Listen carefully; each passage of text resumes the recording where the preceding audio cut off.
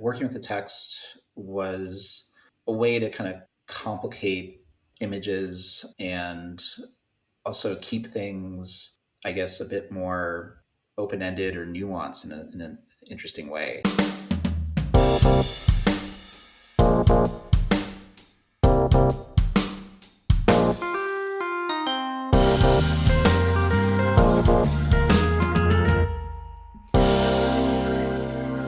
Hello, print friends, and welcome. I'm your host, Miranda Metcalf. Each week, I chat with artists who use print-based media to do something beyond the expected. This is a bilingual podcast, so if you subscribe to us, you'll be getting episodes in English with me, as well as in Spanish with Ronaldo Gil Zambrano. Together, we talk to printmakers around the globe about their practice and passions in the world of printmaking. I have some exciting news for you, print friends, before we kick off today's episode. If you haven't already heard, I am hosting a print event. In partnership with Print Austin, I'm bringing a month-long printmaking celebration to Santa Fe called What Else But Print Santa Fe. It will be in April of next year, and there's lots of ways you can get involved. We're going to have an international print exchange that's open to anyone. There are 2 juried exhibitions that you can apply for, and there will be a 3-day print fair the last weekend of the month. It is all up on printsantafe.org, so check it out through the link in the show notes, and I look forward to hosting you all in beautiful Santa Fe, New Mexico. Hello Print Friend is brought to you by Speedball Art Products.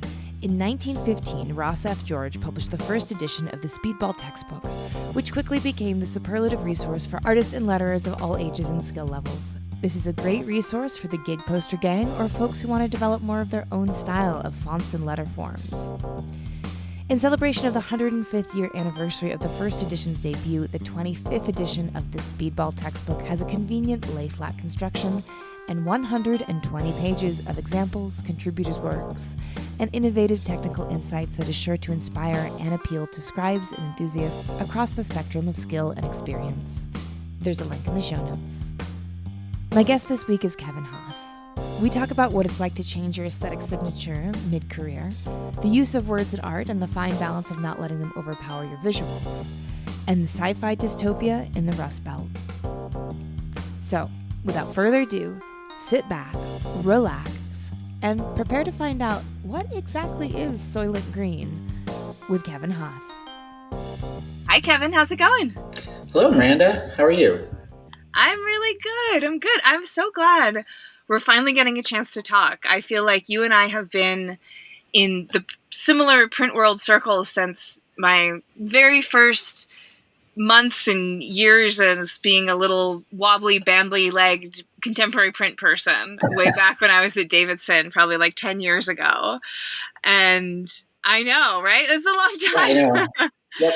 Yeah, that was like 2014, I think.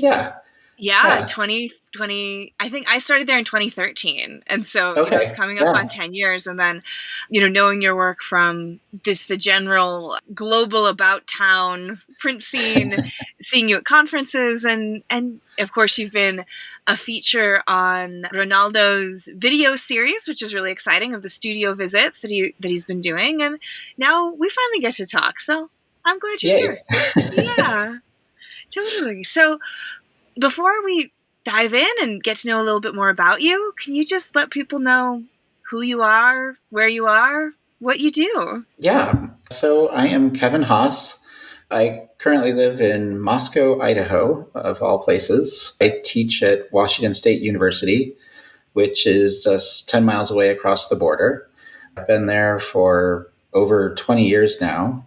I'm originally not from the inland Northwest. I'm a Midwesterner from St. Louis. Grew up there and then eventually went to Chicago for undergrad and stayed on working there, some different studios, and went on to Indiana for grad school, then back to Chicago. Just couldn't resist the pull of that city. And eventually ended up out here because of the teaching position. So, and for various reasons, have ended up staying here for all this time. Yeah. And so you said that you grew up in St. Louis. Uh-huh. What role did art play in that part of your life? A big part. I actually, pretty much grew up with art. My parents did have prints in their home, so kind of came by that naturally. But yeah, ever since I was young, they dragged me out to museums, both in St. Louis and nationally, and yeah, in Europe. So I was kind of taught at an early age that you're supposed to stare at objects on the wall and think of them. Yeah. Yeah. Were they in a creative field at all? No, my father was a historian, focused primarily in English history, the management of the Royal Navy, and lived in the UK for a bit. And yeah, my mother worked a bit as an editor for a small newspaper in St. Louis, but was mostly a homemaker. But yeah, so I've been in academia my entire life. But because of that, yeah, my father's interests, he always planned out trips and was always taking us to various historical sites and museums. So I saw lots of art all the time. And yeah, from an early age, they took me down to the St. Louis Art Museum to take classes there that were for children. So I remember, making these dragons based off of Chinese ceramics there and things like that. So it was just kind of seemed just a natural course for me to end up going into art, since I had such a strong interest in it and exposure to it from throughout my childhood. So it was a little surprising when my parents were a little dismayed when I said, I want to go to art school. Oh no, you're like, what have I been training for? Yeah. but yeah. The St. Louis Art Museum was a place I went to frequently, especially as soon as I could drive in high school. That's where I would go. I would go to the art museum and I would go to other galleries in St. Louis. So I don't know, this has been my entire life. Yeah. And so you were a kid who enjoyed doing it sounds like. I think some people have maybe similar stories and we're just like, and I found the museum so boring, because not every kid responds to it. But do you remember looking forward to the trips and understanding that they were something exciting and special? Oh yeah, absolutely. Oh, wow. It was always fun to go. Yeah, it was really special to be able to see all these amazing different things that people created, both contemporary stuff, which I enjoyed, but of course lots of historical things as well. I mean, So in high school homeroom, this would have been 88, 89, somewhere in there. The Ansel and Kiefer retrospective at the time was traveling around, and I actually had the catalog for that. So that's what I was reading in homeroom. I was like trying to make my way through this dense text about Ansel and Kiefer's very esoteric, philosophical, historical work. Yeah. So I guess that makes me not your typical. So you were, so where other people might be hiding comic books, which are, their own form of art, young Kevin is working through art theory, is what I'm hearing. Yes. Yeah. Yeah. So we've set the scene. We've got young Kevin sneaking art in homeroom. And your parents were still surprised. Yes. When you chose art school. So for that sort of part of your life, I mean, sounds like you maybe never considered doing anything else. It just was, this is what I'm going to do, is go do art. Is that right? Yeah, I felt pretty committed to that early on. I mean, I certainly had other interests when I was young. Yeah, I was an amateur astronomer when I was young, really into insects, things like that. But art just seemed to be the right path and something I was very interested in and wanted to pursue. And I was pretty, single-minded about that. Cool. And so you said that you grew up knowing about prints, or at least having prints in the house. Did you know that printmaking was its sort of own form of art before going and doing it? Not necessarily. I was kind of aware of it. I did do just a little print thing, another class that I was at the St. Louis Art Museum. But I wasn't super aware of it. But I think I was more familiar with it through various kind of historical sites that we go to, where it was kind of recreation of 19th century town, and there'd be a printing press there and things like that. Gotcha. I was kind of familiar with that kind of more industrial kind of technology. And that's certainly something that really drew me to print as well. So it was that connection to that history and that early technology was part of it for you? Yeah, absolutely. I mean, growing up in St. Louis and then, kind of being in the Rust Belt parts of the Midwest, Chicago into Gary and stuff. Yeah, that kind of decaying industrial infrastructure was just a big part of my visual landscape and something that really fascinated me. And print for me was also something that was very kind of connected to that history of production and the kind of shaping of cities and rail lines and so on. So Chicago was the epicenter of printing in the US. So Printers Row area, which is all now expensive condos and so on. But that was where the Sears catalog was printed and so on. And every rail car, of course, was going through Chicago every so many days as they made their way back and forth across the country. So it was, a very kind of important aspect of the industrial revolution in early 20th century in America. Print is very kind of connected to that, I think. Yeah. And for me, that was just something really that made some nice parallels for me as far as the subject matter of my work at the time and this interest in print. Yeah. Is it still called Printers Row in Chicago? Mm-hmm. Yep. Really? I didn't know that. Okay, so I believe, it's still called Printers Row area. Yeah.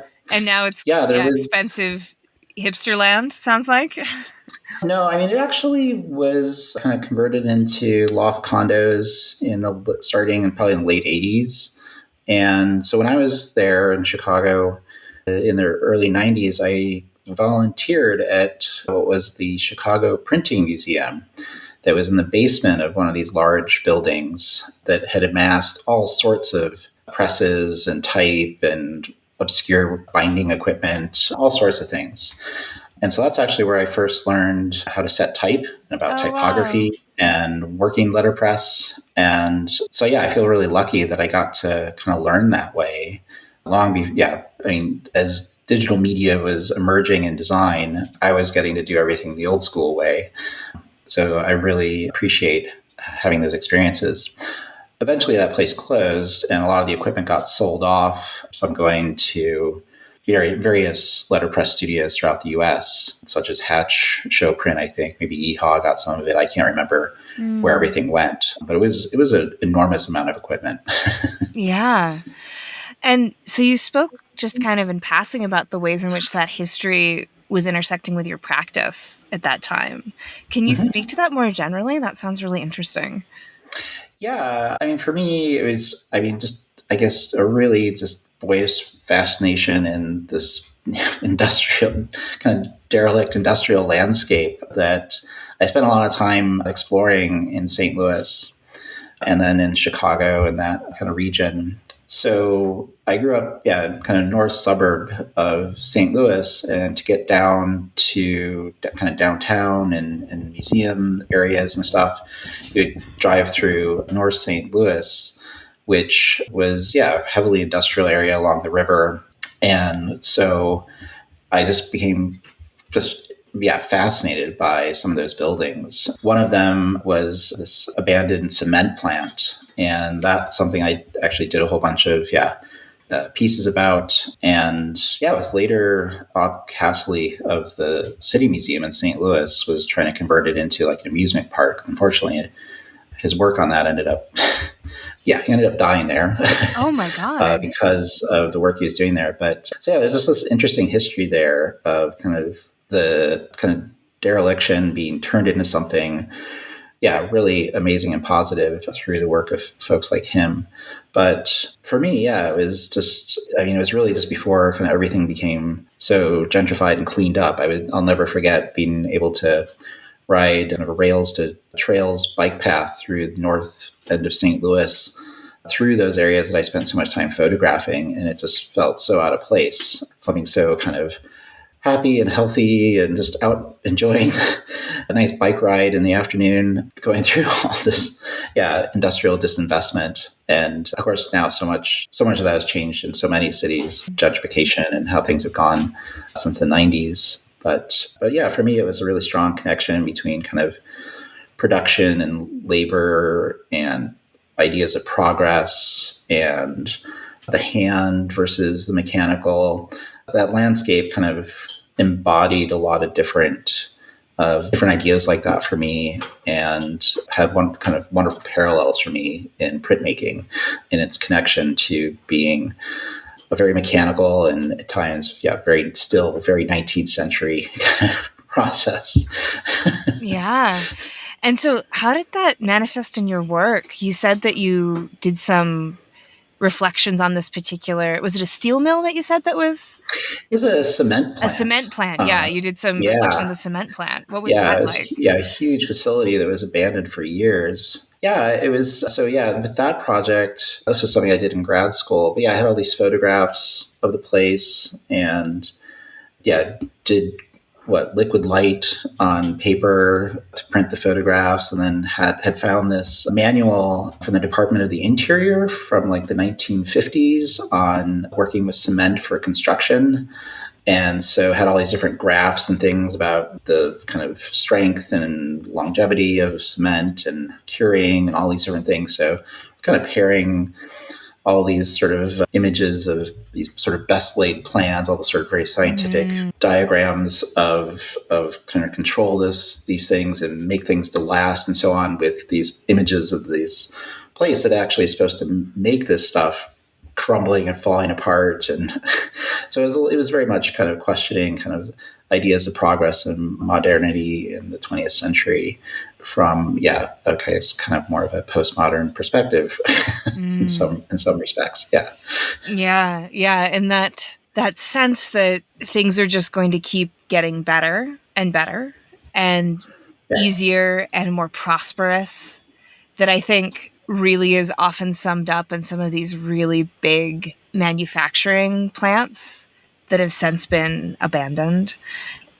Yeah. And that, I think, really, for me anyway, that's one of the things that I find so intriguing about them, is that connection to a time in which in America, and my father talks about this, my father's a boomer, and he talks about he was growing up and he knew that we'd won the war, and that, well, he said his actually is like, I knew that we won the war and we were all gonna die in a nuclear blast, was actually his two prominent memories from childhood. But just that idea that it's like, look, we've won this great war, we've defeated this evil, and now people are coming home and they're getting jobs that you can raise 4 children on one salary, and the domestic life is becoming easier through technology as well, of course, with washing machines and everything like that. And then that kind of peak and fall, I think, of that ideology and that lifestyle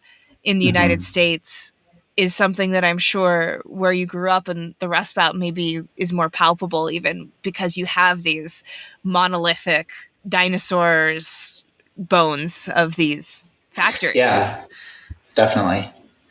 Yeah, it was sort of omnipresent there for me. The different places I lived and landscapes I traveled through. That history and legacy of industrial progress was obviously very failed. Yeah.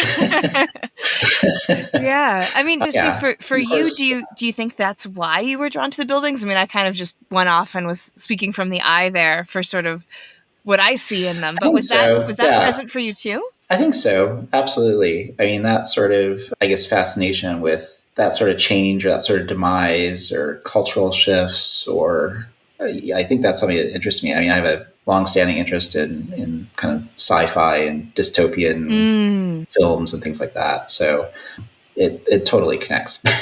Oh, that's really interesting. But I feel like it would be really difficult for me to watch Soylent Green right now, because just I hadn't really made that connection between these imagined futures and these sort of sci-fi dystopian worlds.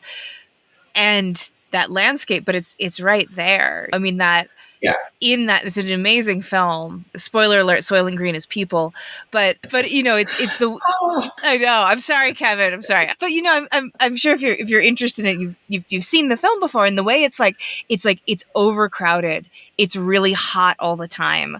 Only rich people can get vegetables. It's made. I don't know what year it is. Sometime in the 70s. So staring down over 40 years ago now. And it just feels so real. And when I see the things that are happening in society, it just takes me back to that. Yeah. So I when you said that, I was like, oh God, Soylent Green, Yep. Yeah. I mean, sci-fi, I was just mentioning this to somebody. Yeah. It's like sci-fi is a warning. And it's sort of been sounding those alarms for us for decades. Since Metropolis way back in, I believe that was 1927 that was made. Yeah. All sorts of industrial and labor and social unrest and class issues. Yeah, absolutely. So I want to make sure we get a chance to talk about the use of text in your work, because I know that's a huge part of it. So we're talking a bit about some of the work that you were doing in grad school and more connected to the landscape of your childhood. But I know that you have this interesting between that kind of tension between text and drawing. I find it really interesting when people can effectively use text in fine art, because oftentimes text becomes too heavy-handed, it becomes too didactic or preachy.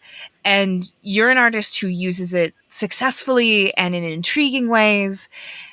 And so maybe to go back a little bit, that interest of text, did that start for you in the basement on Printers Row with the typesetting, or was it there before that?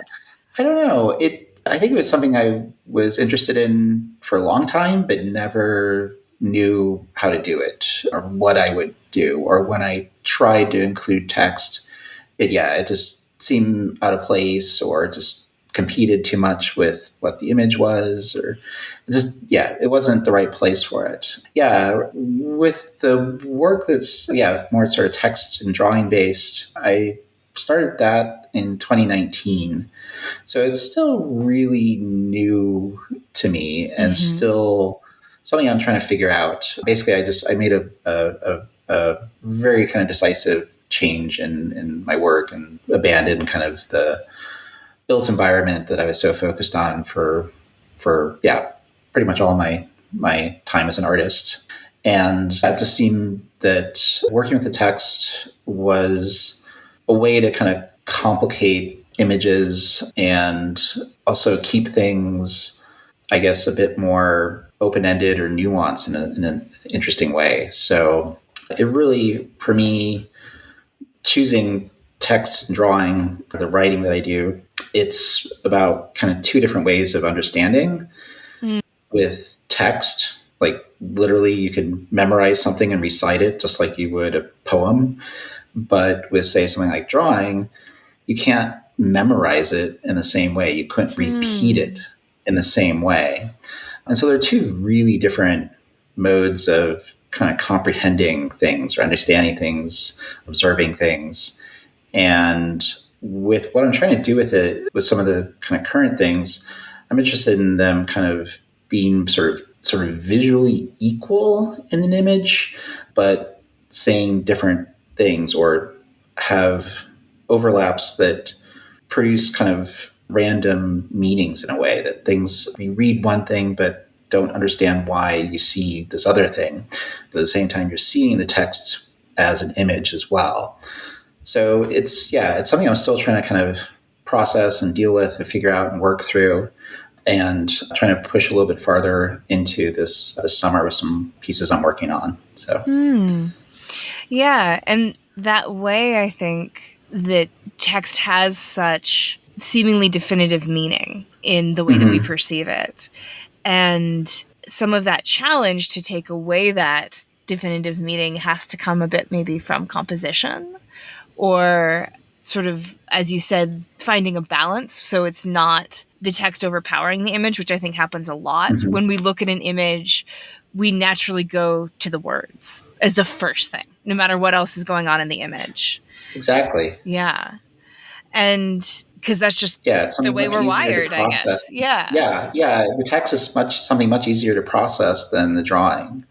Yeah, the drawing is something that kind of takes time. The text, you go through line by line, word by word, until you reach the end, very sort of in a very, just very orderly, very natural way. We understand the words almost instantly. They're so kind of familiar. The shapes of the letters and everything, they just jump out at us. We understand those words and what our associations with them are. Whereas the drawing is something, very different every time. And something that can't be experienced or understood in the same way. Mm-hmm. Yeah. And I do think that there's something in there too of using text in this way. For me, it calls into question a little bit that perceived universal meaning of text, because that's something that we share, right? Is this idea that when I read the word tree, I'm having the same experience that you have when you're reading the word tree. But of course, that's a huge assumption on our part, and one that can lead to a lot of sort of crumbling of communication. And of course, we're recording this as we spoke to on the morning of the news about Roe versus Wade. And so I can't help but think about how that fits into our legal system, and how the way in which words and what they mean is truly what judges in these high courts who are deciding the fate of millions of people, that's their job. So that's what they're set to do. And I think we think about a judge as someone who is supposed to figure out right and wrong, but that's not what they say they do. They look at these words and they try to figure out what it means. And the very fact that there can be so much contention and strife and upheaval from that speaks to the very point that we think words have a universal meaning, but of course they can be as subjective as drawing. We just give them a different hierarchy. Yeah. Yeah. These aren't laws. These are interpretations of, legal matters. And obviously we've got some folks that are very absolutist about how they understand the Constitution, and that there's others of us who see that is the Constitution and the amendments is something that should be much more of a living document. Yeah. Yeah. Did you know you were making such political work? Sorry, I just threw that on. I just making it political with or without your permission, but yeah. No, I mean, I wish I could do something like that. I wish I had the ability to do work that was so overtly political, but obviously, my own political convictions are somehow maybe embedded in there. Yeah. In some way or the other. Yeah. Yeah. So in terms of trying to create that power balance between image and text, what are some of the ways you go about doing it? I see there's an image behind you. You're here in your beautiful studio that looks like you've divided up the letters, so not a whole word is on one line. And is that what's going on in the background there?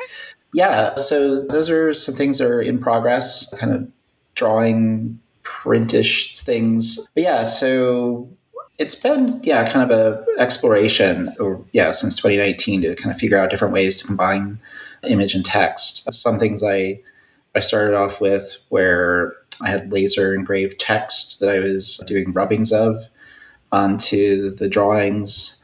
Other ones where I would do these drawings where I would not draw where the text was. So the text was a kind of an absence on the page, but also obviously very present. But I kind of work with the drawing to kind of have that text kind of come in and out of, say, sharpness or how contrasty it was. So it could be quite visible at times. What I'm doing some of these other things, I'm kind of dispersing this text across the paper, the picture plane. So it's literally the words are kind of breaking down and dispersed within that drawing that will happen on that paper. So the letter forms and the line work and so on will kind of get intermingled and make it so that they're very sort of integrated together. So it can't be one or the other. It's both at the same time, but at the same time, we will read the text and observe the drawing. Yeah. So, but yeah, with the work behind me, I'm screen printing latex onto the paper of the text. So basically masking fluid that you'd use for watercolors. And so I screen print that onto the paper, the text onto the paper with the latex.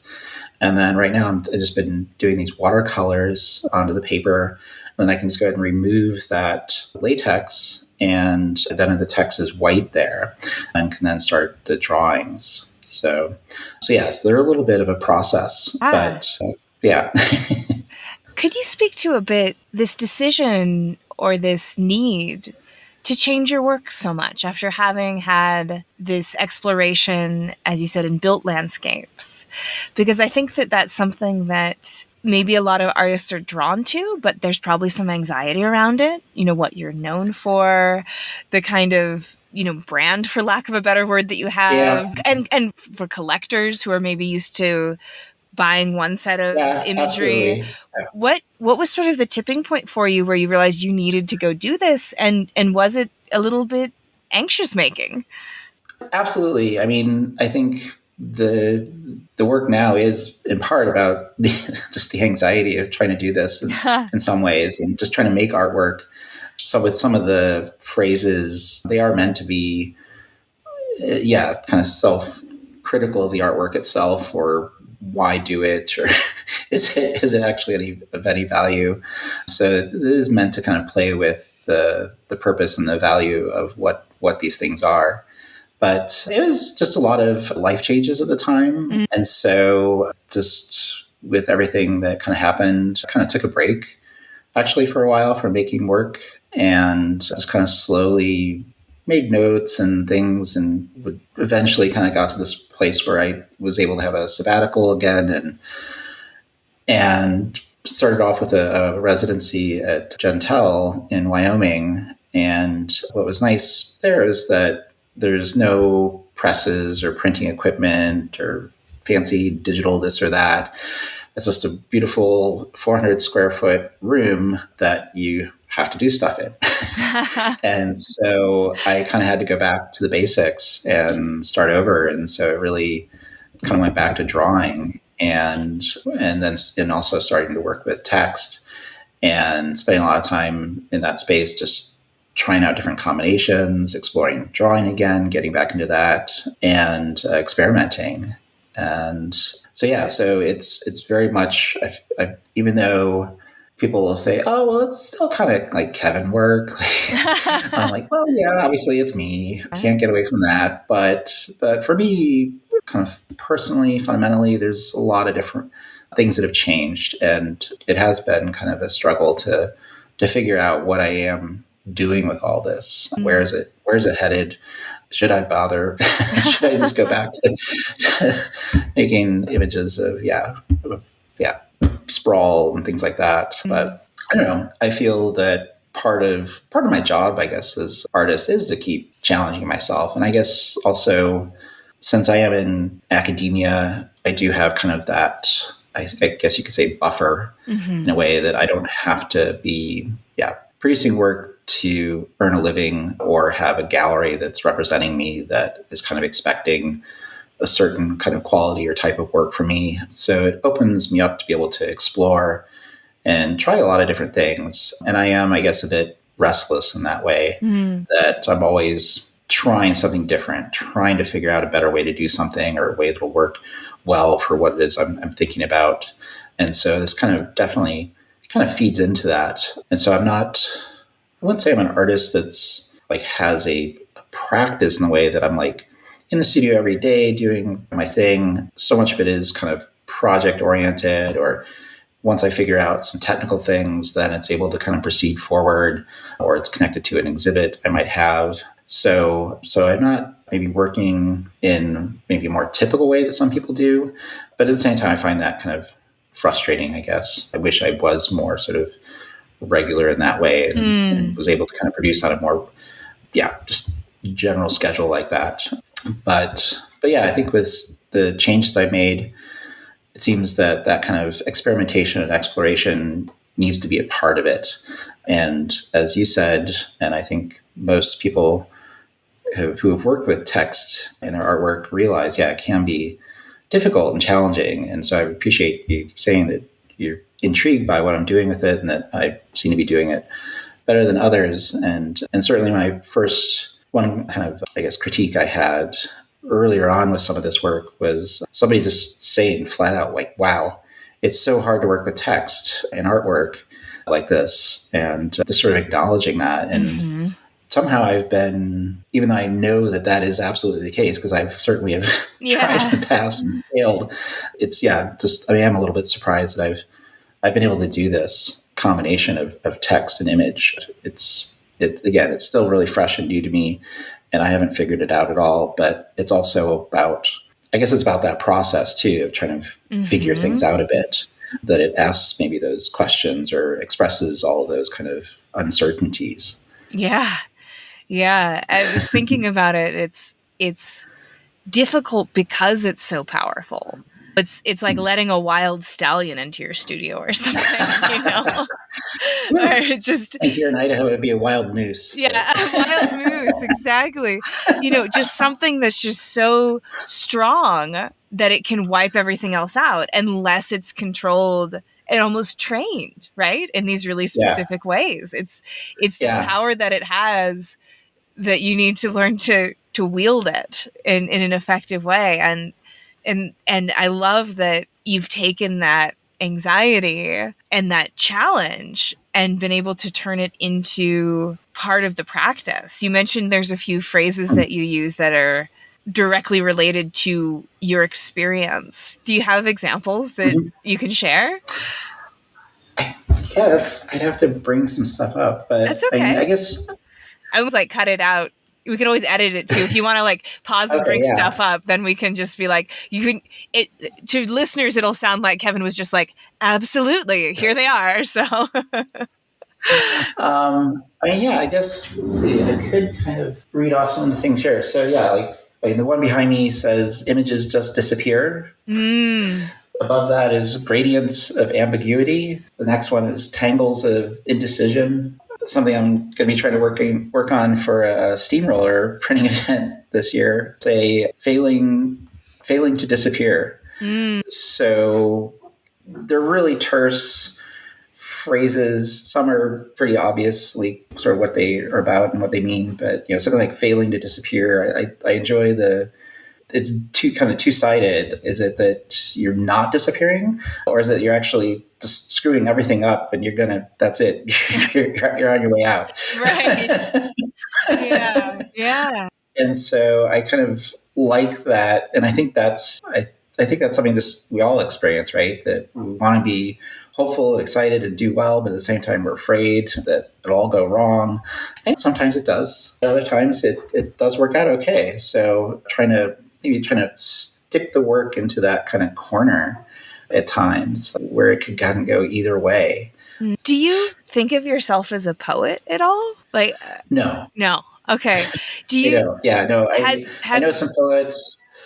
Yeah, a good friend of mine. Yeah, he has a MFA in poetry, creative writing. There's actually a good creative writing and poetry program at the University of Idaho here in Moscow. But I do not, ever think of myself as a poet. They're doing something so different, way beyond what I can do with words. I just work with this collection of no more than like 8 words in a piece, right?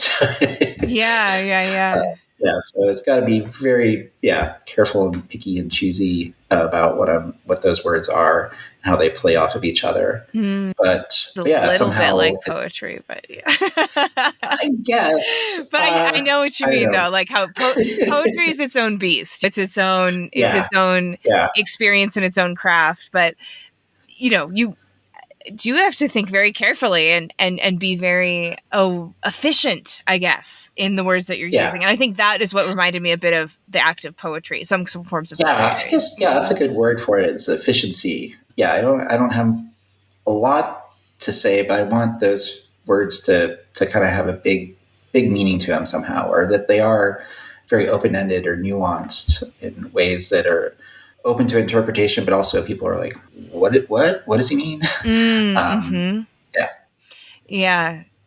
And make sure that the words that are in there are doing the right job, right? Mm-hmm. Yeah. I think that would be something to, I would guess, takes a lot of thought and practice and care as well. Yeah. Yeah. And yeah, I start running into things like alliteration, like how much do I want to use that? So yeah, and maybe doing a series of works that just play with alliterations that deal with uncertainty and things like that. Yeah. Mm-hmm.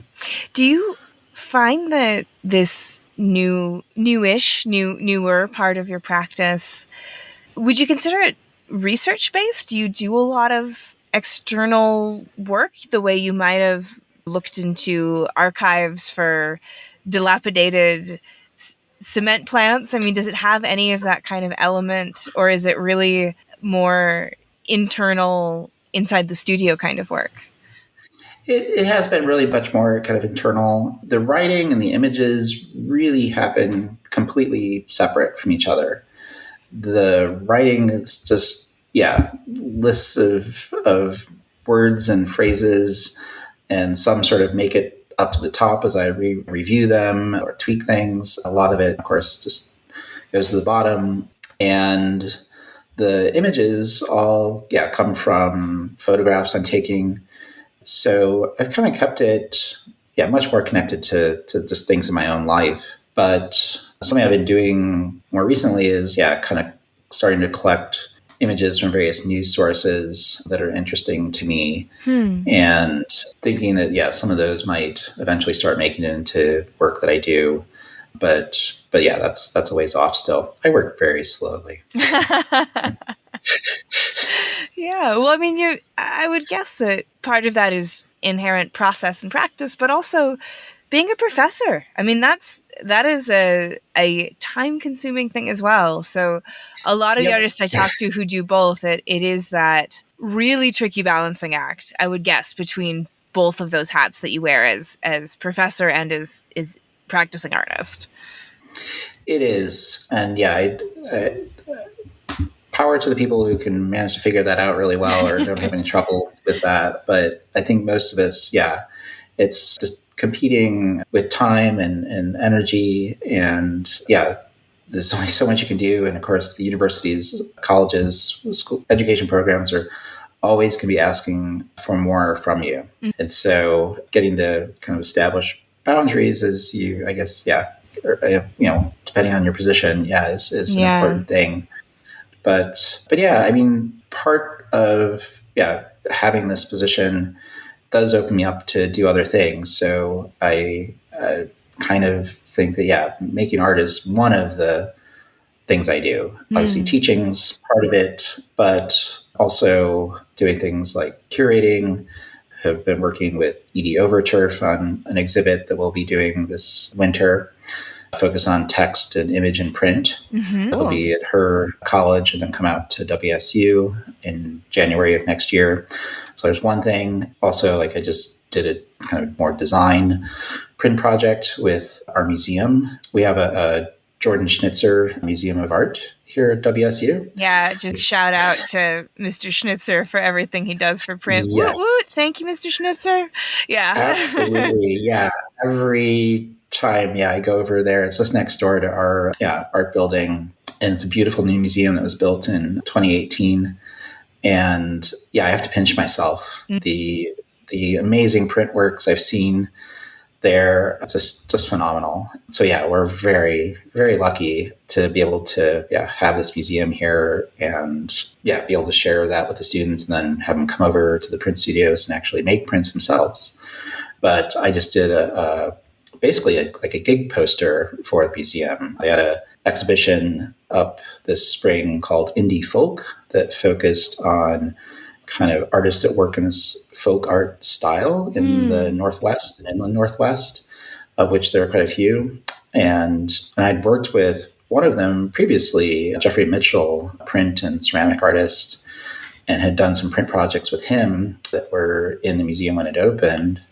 And so Ryan Hardesty, the director there, had invited me to maybe do this gig poster for a series of musical performances that they were going to have in conjunction with the exhibition of focusing on musicians who also kind of explore folk in different ways.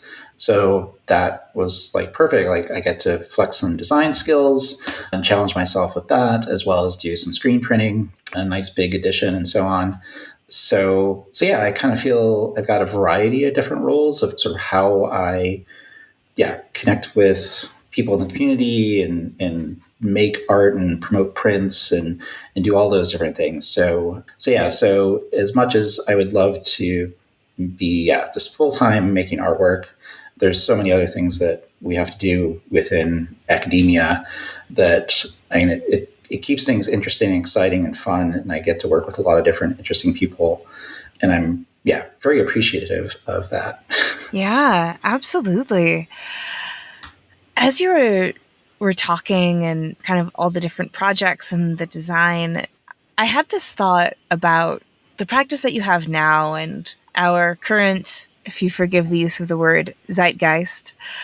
And I'm wondering if there's a particular interest in words and the efficiency of words in internet culture and in the way that we've really embraced that. And so and what I mean by that is, so for instance, Twitter, it's now, I don't know how many characters, but it used to be less.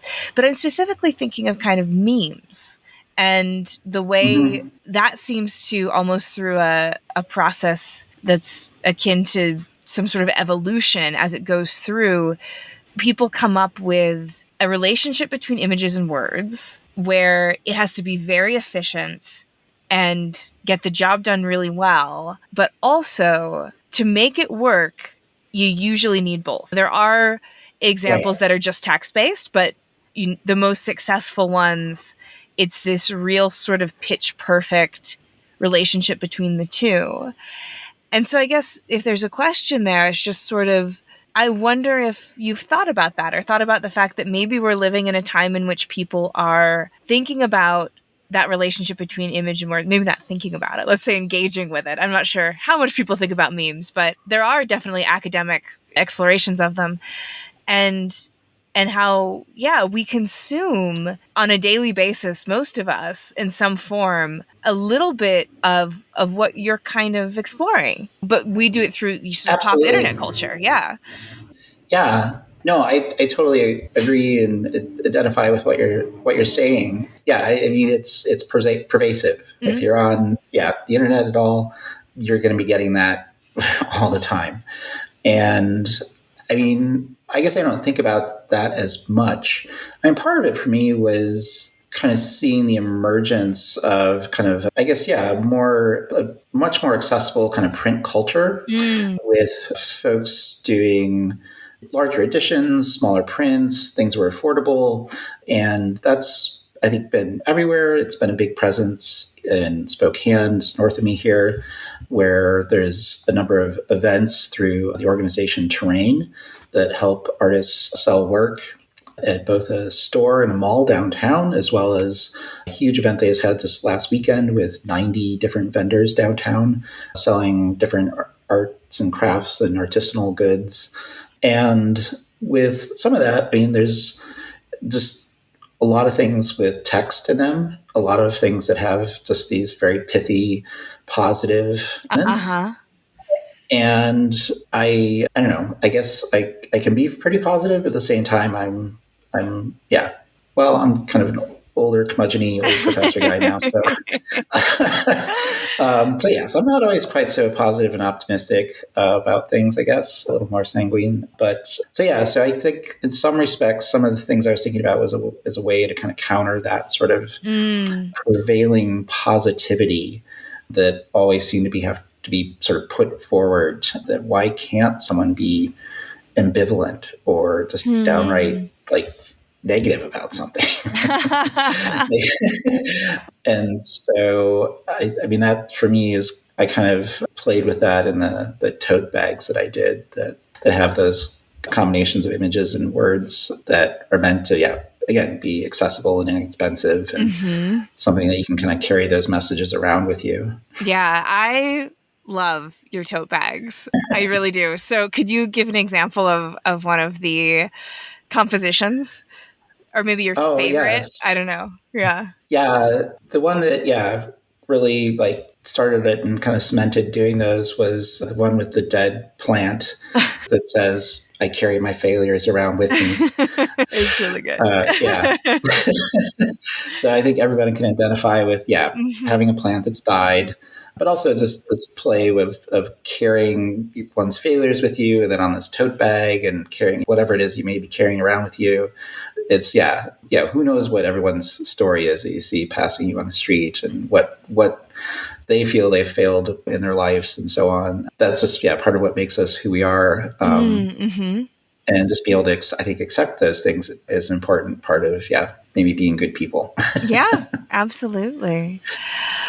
Could you speak to the experience that you have being an artist and making art outside of a major urban center? And I ask this because I know a lot of the listeners to the podcast in part listen to it because they're having that experience. I get messages from people saying, I'm in this small town. I have a home studio. I don't know any other printmakers. I love this podcast because I feel like I get studio talk. It's like a way in. And I know that you're someone who, as you said, you've been 20 years where you are, and you've had some moving around as well. But maybe you could just sort of speak to that as just your experience as an artist, having had, a lot of your career in not Chicago, London, Tokyo, right? Yeah. Yeah. I mean, I've been fortunate that, I went to undergrad in Chicago and stayed on working there. I got to work in Toronto and lived there for a bit. And so I've had those kind of urban art experiences, which are, I think, incredibly important. So I often tell my students that are completing undergrad program that want to go on to grad school, I said, well, you've already done the rural university thing. Perhaps you should try city at an art school. I know it's really expensive. However, it may be a really important experience for you.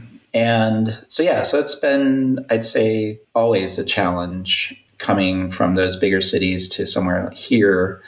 And it's just a struggle to make those connections. I know earlier on, when I first was here, would go to Seattle quite a lot, and was part of a kind of cooperative gallery there, and just kind of ultimately realized that it just wasn't really worth my time and effort. And certainly it's complicated for someone in academia here at a university where we're very isolated, but you're expected to do these exhibits, and the kind of standard formula is, for you start off doing more regional things, moving into national things, and then on to more international things. And that kind of follows your promotions through assistant, associate, full professor, things like that. So there's this demand, this pressure to be kind of out there in those cities and those bigger urban areas where things are happening, where you get attention and so on. But what I've kind of been fortunate to see is how that has played out in a very different way for a city like Spokane. So kind of a small to mid-size city that has changed quite a lot in the last 15 years, meaning a lot of breweries and restaurants, and also a lot of projects that have helped improve the infrastructure and quality of Spokane. A major renovation of one of their parks that are right there in the city center with the falls and everything. Really beautiful. But along with that has been this organization, Terrain, that has put artists first and has promoted artists and has promoted the arts in Spokane in ways that, Spokane has never had before. And so it's been a very welcoming organization. And I guess that has kind of made me sort of see a whole other kind of aspect of the art world that is vastly different from what I experienced and learned about and was kind of raised in a place like Chicago. And so I have, an appreciation for that enthusiasm, that positivity, that welcomingness that Ginger Ewing and Luke Baumgartner have made happen through Terrain in Spokane. And that for me connects in a lot of ways to prints, and that they are meant to be something more accessible, and that there isn't this huge financial hurdle to overcome to actually own print or something. So for me, those things have been just really exciting and positive. And so I've tried to kind of, help promote what they're doing as well. So, Yeah, definitely. But I think it's really hard just being somewhere so isolated. But it seems that, for anyone that has the motivation and will and is kind of seeing the right people and places and things online and so on, they make the connections and things will happen quite organically, I think. And so even though maybe the possibilities and resources are more limited, I think it's ultimately up to how active you are in finding them, seeking these things out and building those connections. And so I think, Spokane has been a great example of that with a really positive attitude and a lot of maybe or fewer obstacles than maybe people would have other places that you can actually do a lot and grow a lot. That reflects a bit my own experience, having done work in the arts in a city like Bangkok or Sydney. Bangkok's 10 million people. It's New York City. And how there might be more opportunities, but the space for someone to build their own thing is way tighter.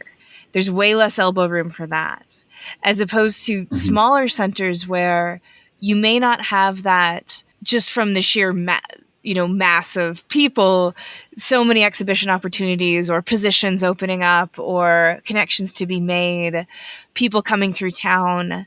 That's really good in those places. But in a smaller place like Santa Fe, I showed up here and I want to bring a big print festival here.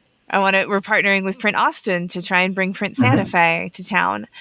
And everyone's so excited about it here in a way that I know if I had tried to do that in LA, it just would have been like, what? No, I'm busy. So it's kind of, apples and oranges, I think, in terms of what you can bring and what you get out. And it has to do with, as you said, your attitude. What is your perspective that you bring to where you are? And can you make the best of where you are?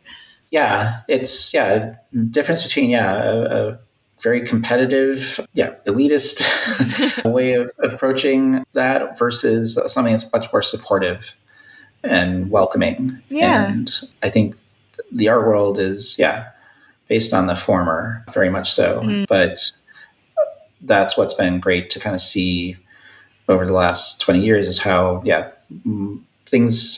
so many things have grown up that are outside of that and don't choose to kind of participate in making art and dealing with art in that way.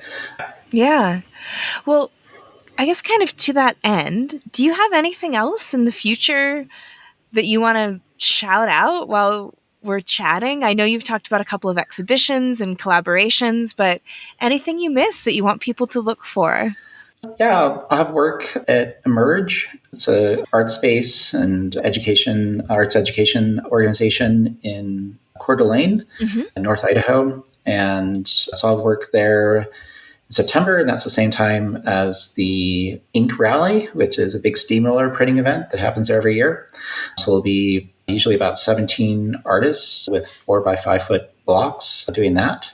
So I should be there and probably hopefully, helping kind of coordinate some of that maybe this September. And then, like I said, Edie Overturf and I have been curating this exhibition, and I'll be putting out info about that in late fall and early winter, since probably put together some info about that. So there's a way to kind of share what's been happening with that exhibition and the work that's in it.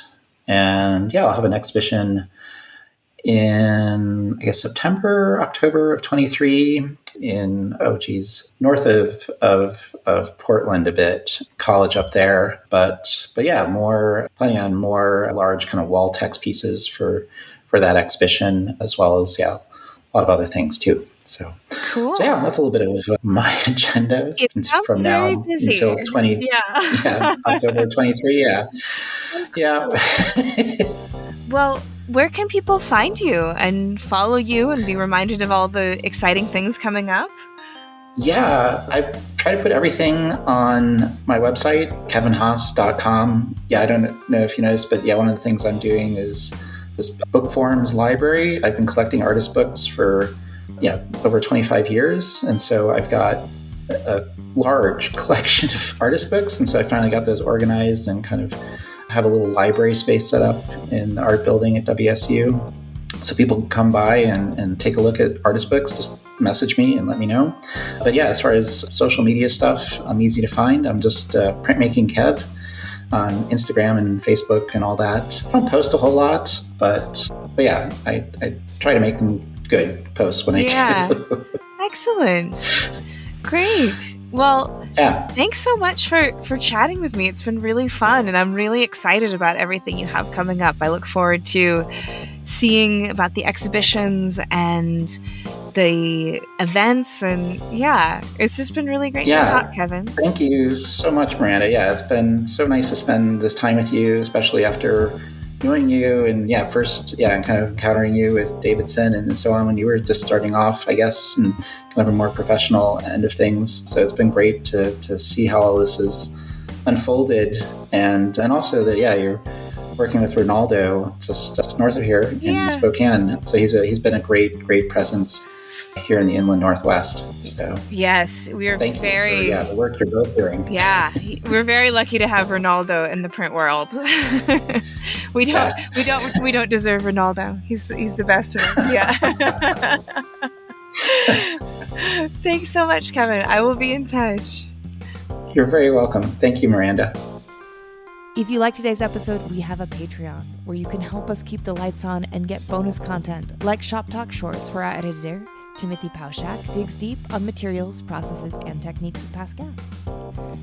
And if monetary support isn't in the cards for you right now, you can leave a review for us on your podcast listening app of choice, or buy something from one of our great sponsors and tell them Hello Print Friend sent you. But as always, the very best way you can support this podcast is by listening and sharing with your fellow print friends around the world. And that's our show for this week. Join me again next week when my guest will be Julia Curran. We talk about death, bodies, mental health, gender politics in the print world, autoimmune diseases, the American healthcare system, our disembodied culture, and what we can do about it. Believe me when I say, you won't want to miss it. This episode, like all episodes, was written and produced by me, Miranda Metcalf, with editing by Timothy Pauschak and music by Joshua Weber. I'll see you next week.